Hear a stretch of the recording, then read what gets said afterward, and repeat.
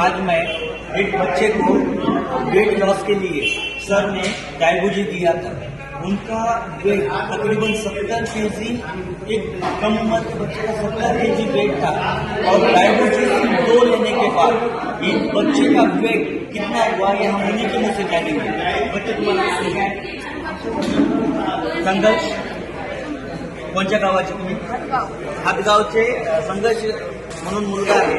यांनी 2 बॉटल, इन्होंने 2 बॉटल लिया और 2 बॉटल में पहले कितना वेट था आपका?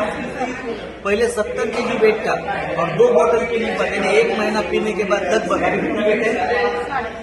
60 केजी वेट है। यानी 10 केजी वेट क्या हुआ है, यहाँ से लॉस हुआ है। दोस्तों, अगर आज ये डायबूजी और अमरूद जूस अगर लेने से वेट लॉस हो सकता है तो आज देखा गया घर घर में आज बहुत सारे मरीज हैं। यहाँ से वेट लॉस के प्रॉब्लम है, कैंसर के मरीज हैं। यहाँ से अगर ये यूज अगर हम लोग करेंगे तो आप लोगों के भी घर में ऐसी प्रॉब्लम 100% खत्म कर सकते हैं। जय हिंद।